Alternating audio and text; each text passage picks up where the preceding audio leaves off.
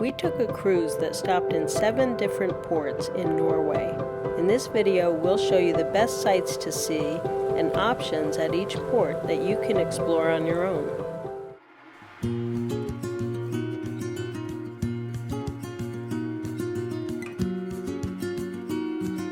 What can you see in a day at the cruise port in Olden, Norway? First of all, you should wake up early to enjoy the views as you travel for 66 miles along the Olden River through Nordfjorden.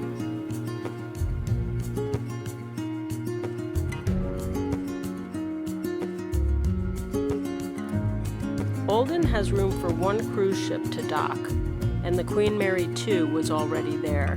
So we anchored and tendered a short distance to the pier. Olden is a small town. There's not a lot of shops and restaurants, but the views are beautiful. The lake is so clear and stunning. There's no need to book an overpriced excursion through the cruise line. They have a lot of great options waiting for you. All the prices are in Norwegian krone that can be paid by credit card. The prices range from $30 to $90 US. A very popular choice is Briksdal Glacier. It's a 45-minute bus ride with some time to explore, hike, and see waterfalls and beautiful views. They also have a bus tour and a train tour. We chose the Loen Skylift. The shuttle bus is available every half hour and takes you 6 kilometers to Loen. The Skylift is the steepest cable car in the world.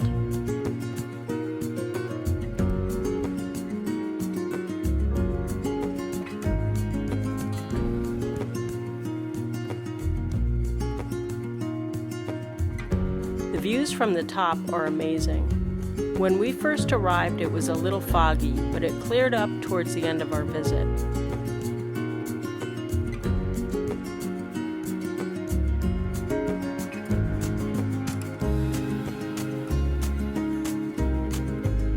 At the top is a gift shop, cafe, and restaurant with great views. It was cold and windy up there, so make sure you dress in layers with gloves and hats.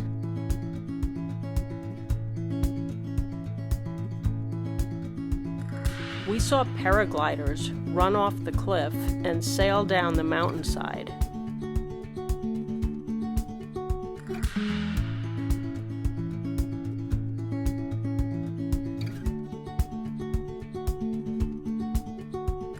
We went into the cafe to try some local beers instead. It was so cute and cozy in the bar area. They have the coolest fireplace that I've ever seen.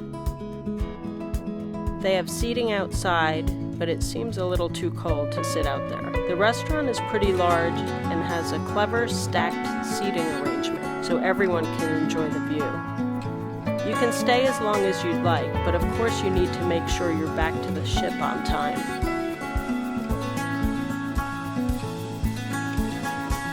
We headed back and checked out the shops near the dock and had some snacks and beverages at a pub. The great thing about Norway is they have a lot of great options to choose once you arrive at the port. So based on the weather and what you feel like doing that day, you can decide when you get there. And it's a lot cheaper than booking the cruise excursions. Ålesund is at the entrance to the Fjord. The town was rebuilt after a fire in 1904. The architectural style is Art Nouveau. The cruise ports in Norway have sightseeing options right there at the port, so there's no need to book overpriced excursions. Just follow the troll prints, and there are a few tour options for you. The little train costs 290 Norwegian krone, which is about $26 US, to ride for just over an hour with 1 15-minute stop on the hilltop. We chose the hop-on, hop-off bus. That costs 450 krone, about $40 US. You can ride all day long. It has stops at the top of the hill, several in the town center, and one way out at the aquarium. If it's a rainy day or if you're traveling with kids, this might be a good place to visit. There's also a walking path along the coast. Fjellstua viewpoint is one of the best views in Olden. It's at the top of Mount Axla. You can climb up the 418 stone steps or get a ride on one of the sightseeing tours.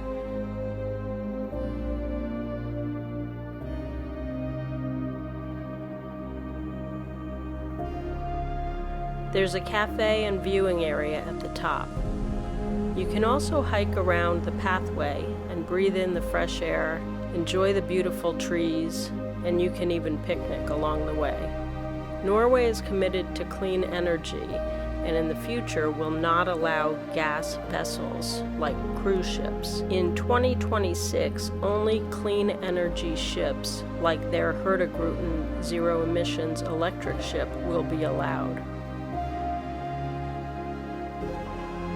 There is one excursion that looks really good that you can book through your cruise line or get your guide or via tour. The Troll Road. Trollstigen, which means Troll's Ladder, has 11 hairpin turns with great viewpoints and a waterfall. If I go back to Olden, I'll probably check that one out. Olden is very walkable. There are shops, restaurants, museums, churches, and Molgia Lighthouse.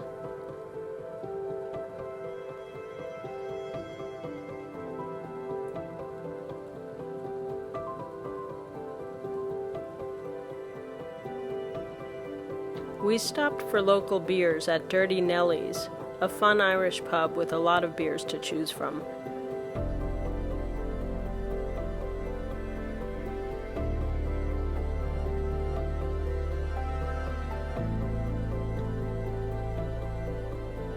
And then we had lunch at Anno's. We had the tagliatelle with mushrooms. We loved the food and the modern design of the place.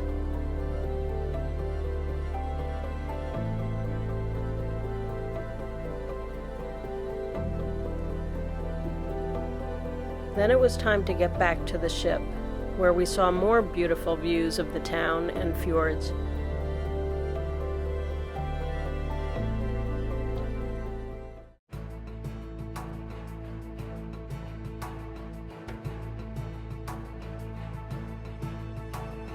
Trondheim dates back to the 11th century and is home to Norway's largest university. Trondheim is Norway's third largest city. We tendered at the cruise port. This port did not have a little train or a hop-on bus like most of the other Norwegian ports that we've been to. It's helpful to look at a map. It's not that far to walk to the main attractions in town.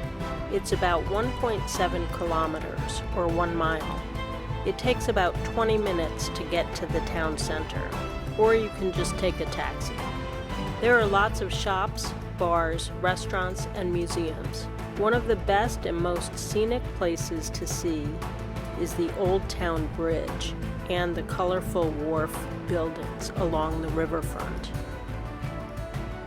Trondheim's most popular attraction is Nidaros Cathedral, built on the site of St. Olaf's grave. It is the world's northernmost medieval cathedral. It was built in 1070. The center of town has a market square with a towering statue of the city's founder, Viking Olav Tryggvason. In August, they have a big food festival here.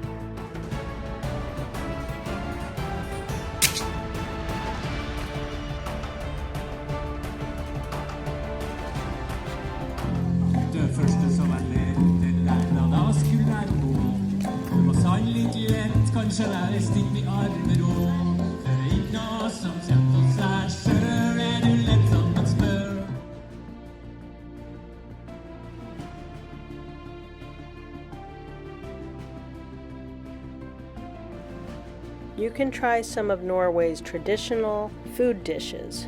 We tried a traditional Norwegian waffle with brown cheese and sour cream, along with coffee and pastries. It was sweet and had a caramel taste. It tastes a lot better than it looks. Munkholmen is a small island in the harbor where Vikings used to hold public executions. It later became a monastery, a fort, and a prison. Now visitors can take a ferry ride over and enjoy a picnic, go to the beach, or dine at the cafe there. On a nice day, you may want to rent kayaks, bikes, or go on a hike. It's a beautiful city that I'd love to come back and explore more of. We arrived at the cruise port in Sandnes and explored on our own. They had a free shuttle bus from the cruise dock to the main part of town. If you want to travel around on the local buses, you'll need Norwegian krona, or you can download this app in advance that you can use on the buses throughout Norway. The most popular attraction is the Seven Sisters mountain range.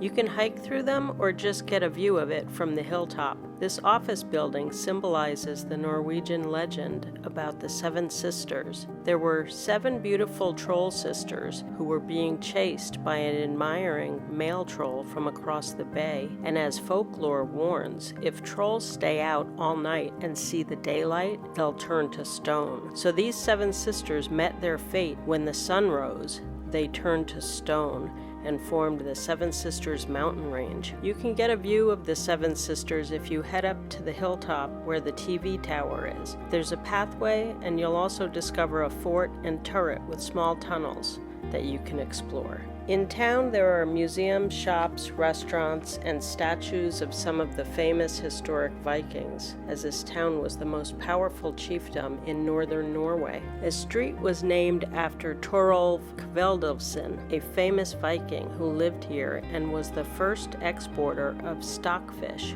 from the north. There's also a historic building and museum called Torolvstien, where you can learn more about the Viking history and see how they lived back then. There's a statue of Sigrid of Sandnes. She was an important woman who was part of the power struggles in the Viking era 1,000 years ago. They have murals in town that reflect life in Sandnes. The artwork is inspired by the local children. There's a statue of Peter Dass. He was a priest and a poet, the most well-known of his generation in the 17th century. There's a museum 10 miles south of Sandnes, named after him. The building is a landscraper. Unlike a skyscraper, the building crawls along the ground and integrates into the landscape. There's a preserved medieval church next to the museum that you can also tour. There are about 6,000 people that live in Sandnes. We walked around and saw some of their homes. Interesting, an automatic lawnmower cleaning up the yard. Very impressive how neat and perfect the wood is stacked. We stopped at a cafe for some pastry and coffees, then headed back to our ship. From the top deck, we had a nice view of the Helgeland Bridge, modern and elegant. It connects to the mainland of Norway.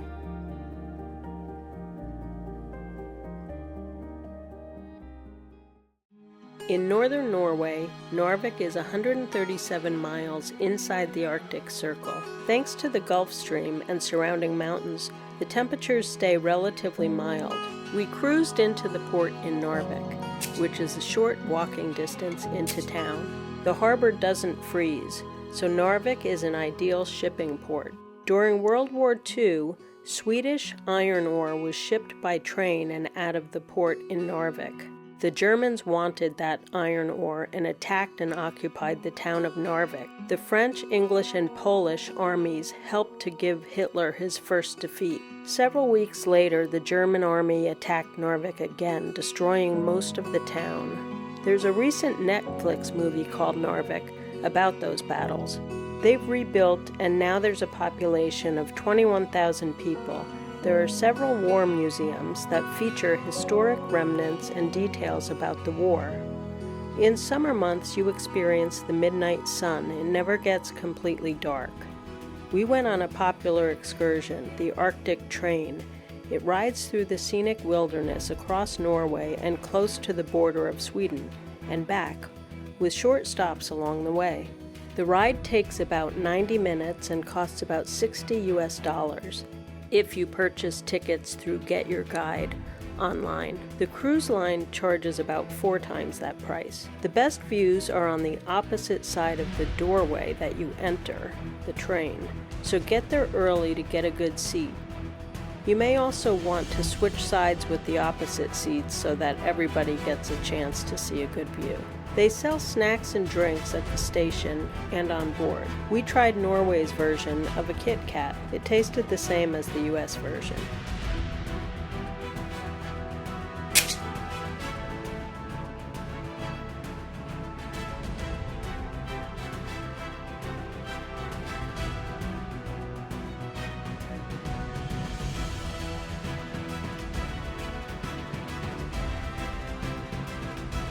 We bought a troll souvenir at one of the gift shops, and then we enjoyed some local beers at Norvi.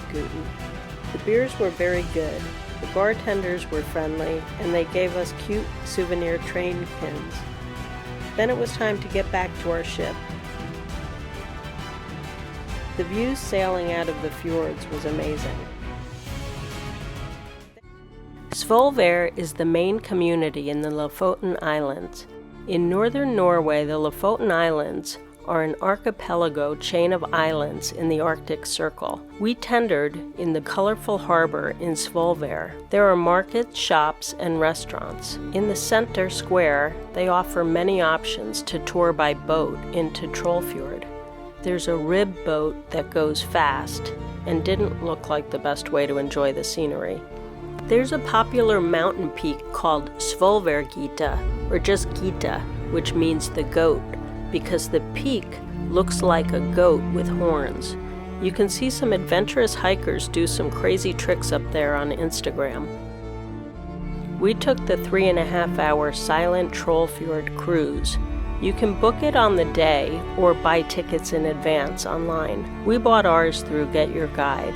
The boat was new and very modern, a hybrid electric catamaran with comfortable seats inside and out.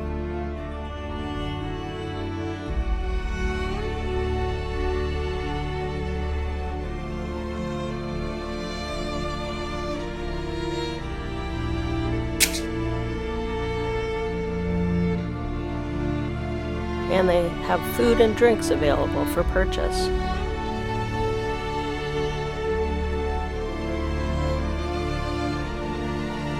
We enjoyed some beers and snacks along the way. They narrate along the way and point out things of interest. We saw fishing nets, cute homes along the coast. This beautiful area is popular year-round for its scenic fjords, the northern lights, hiking trails, and boat tours through Trollfjord.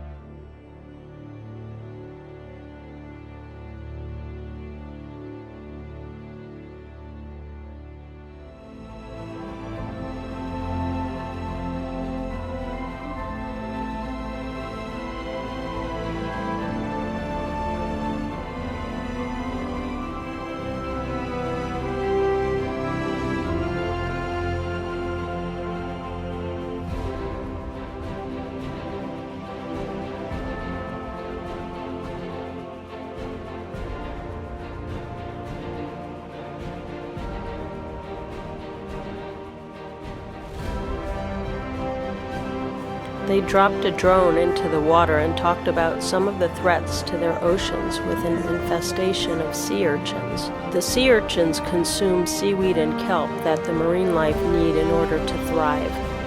Norway does a lot to protect the environment with innovative technology and solutions.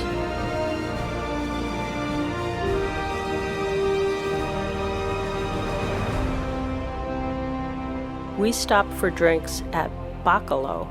It's a fun place. They had a sign showing favorite hikes with the different mountaintops and their height in meters.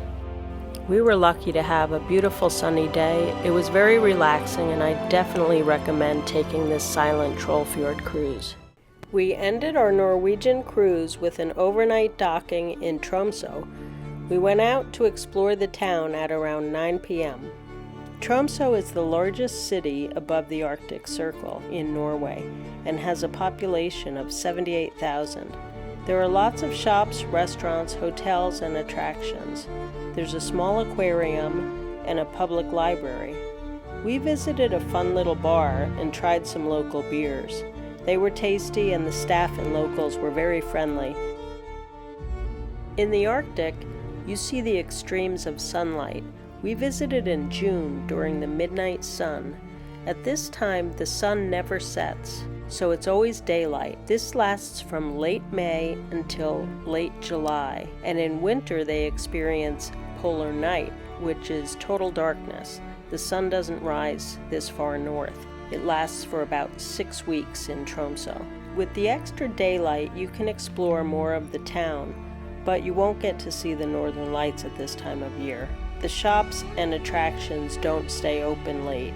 You can find activities like a midnight cruise or visiting with sled dog puppies through Get Your Guide and book tickets in advance.